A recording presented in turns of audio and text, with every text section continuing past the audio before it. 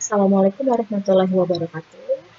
Halo anak-anakku sekalian, bagaimana kabarnya? Jadi hari ini kita akan belajar lagi pelayanan formasi.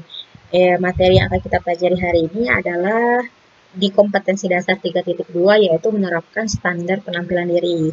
Nah, apa saja sih yang akan kita pelajari di standar penampilan diri ini? Jadi yang pertama kalian akan belajar dulu tentang penampilan diri, kemudian yang kedua tentang komunikasi. Nah, untuk penampilan diri ini, hal-hal yang perlu dipelajari adalah yang pertama, kalian harus tahu dulu apa itu standar penampilan diri, kemudian yang kedua, bagaimana penerapan penampilan diri, kemudian yang ketiga, bagaimana hubungan penampilan diri dan pelayanan prima, kemudian yang keempat, bagaimana penerapan penampilan diri dalam konsep pelayanan prima. Oke, kalau untuk komunikasi yang harus dipelajari, apa itu tujuan komunikasi, kemudian apa saja kompetensi berkomunikasi, dan bentuk-bentuk dari komunikasi. Nah, kita langsung masuk dulu ke penampilan diri. Nah, ini adalah definisi dari standar penampilan diri. Jadi ada standar, ada penampilan diri.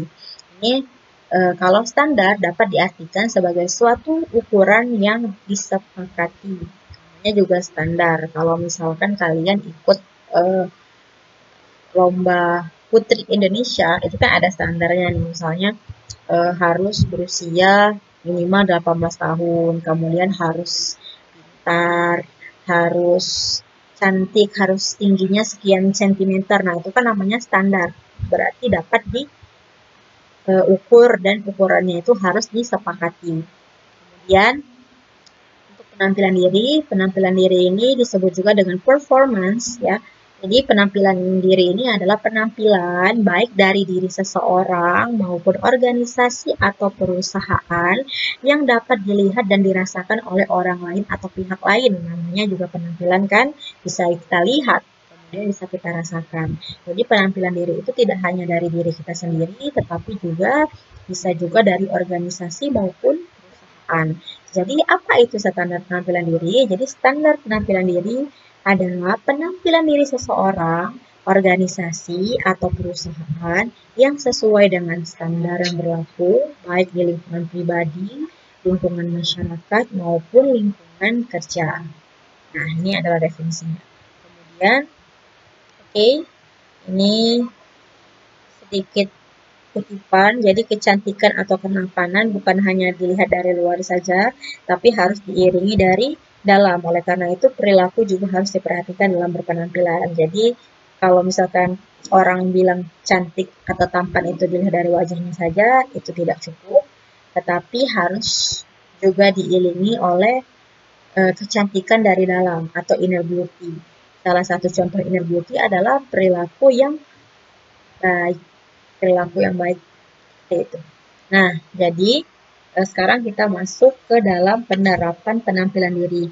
Nah, penerapan penampilan diri ini dapat dilakukan dengan membentuk penampilan yang menarik dan penampilan yang sempurna. Seperti itu. Nah, Bu akan bahas dulu tentang penampilan menarik. Oke, jadi hal-hal yang perlu diperhatikan untuk mendapatkan penampilan menarik itu ada 7. Yang pertama adalah sikap atau pembawaan. Yang kedua, ekspresi wajah dan bahasa tubuh. Kemudian berbicara, kemudian kesehatan, kebersihan dan kerapian, tata rambut dan tata rias, serta tata busana. Yang pertama, kita akan bahas dulu dengan sikap atau pembawaan. Jadi, sikap atau pembawaan ya, sikap yang baik akan menimbulkan kesan yang baik, ya kan? Sikap yang jelek akan menimbulkan kesan yang jelek juga, seperti itu.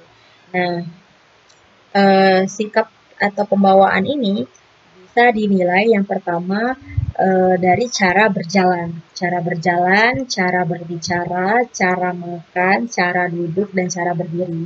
Nah, itulah yang harus diperhatikan untuk mendapatkan penampilan menarik. Sikapnya, gimana cara dia berbicara, gimana cara dia berdiri, bagaimana cara dia berjalan, bagaimana cara dia duduk, itu yang dilihat orang untuk poin pertama.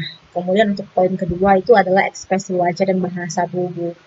Namanya juga ekspresi itu bisa dilihat oleh orang. Apalagi kalau misalkan kita ngomong sama orang, itu kan kelihatan tuh kita marah, kita sedih, kita bahagia, itu bisa dilihat dari ekspresi wajah, ekspresi kita. Nah, kemudian kalau untuk ekspresi dan bahasa tubuh ini, yang dilihat adalah bagaimana cara memandang dan sikap tubuh, cara memandang kita. Itu misalkan kita ngomong sama orang nih, cara memandangnya gimana. Eh, kan kalau misalnya yang sopan itu kan kalau kita ngomong sama orang, pandangan mata kita saat ngomong sama orang itu harus melihat mata orang yang diajak berbicara. Nah, itu baru sopan. Kemudian kalau sikap tubuh itu yang dilihat adalah sikap kepala sama sikap wajah. Kalau sikap kepala itu misalnya nih kita lagi ngomong nih sama orang, otomatis kan kepalanya kan tegak. Karena kan kita mau memandang orang. Kalau misalnya kita ngomong sama orang kita nunduk, kemudian kita ngelihat ke kanan, ngelihat ke kiri, itu kan namanya nggak sopan. Kemudian kalau sikap wajah itu bisa dilihat dari alis sama bibir. Kenapa dilihat dari alis? Kalau misalkan kita lagi marah, itu kan kelihatan alisnya terus meninggi kalau orang marah. Kemudian sikap bibir, kalau misalkan kita lagi takut atau kita lagi gugup, biasanya kan bibirnya kan digigit-gigit atau gimana. Nah, itu adalah ekspresi wajah dan bahasa tubuh. Kemudian yang ketiga adalah berbicara. Kalau berbicara itu kan, ini nih, kalau berbicara ini penting sekali karena kan kita tuh kadang-kadang ngomong tidak nada ngomong kita itu kan kadang bisa disalahpahami sama orang. Apalagi kalau misalkan kita ngomongnya agak teriak-teriak nanti disangka orang nggak sopan. Jadi kalau berbicara itu eh, berbicara ini bisa banyak salah artian orang. Kadang kita ngomongnya keras, padahal kita nggak marah, orang pasti akan bilang, ah orang itu marah. Padahal kan biasanya logatnya memang kayak gitu, seperti itu. Jadi kalau misalkan berbicara itu, yang dilihat itu apa adalah intonasi, kemudian volume suara, kemudian apalagi ya, inti dari pembicaraan itu sendiri yang harus dinilai seperti itu. Nah, kemudian yang keempat adalah kesehatan. Nah, kesehatan ini kan penting sekali untuk mendapatkan penampilan yang menarik. Karena kalau kita nggak sehat, penampilan kita nggak bisa menarik. Nah, jadi bagaimana sih caranya agar kita sehat gitu. Jadi kesehatannya harus dijaga tuh dengan cara apa? Yang pertama adalah makan makanan yang bergizi. Kemudian pola tidurnya harus diperhatikan, kemudian rajin olahraga, terus jangan stres, terus harus berpikiran yang positif. Itu adalah kesehatan. Kemudian yang kelima adalah kebersihan dan kerapian. Nah, kebersihan dan kerapian ini dilihat dari mana? Kalau kebersihan itu dilihat dari bau enggak. Jadi misalkan bau mulut enggak dia, bau badan enggak dia, itu kan dilihat dari kebersihan.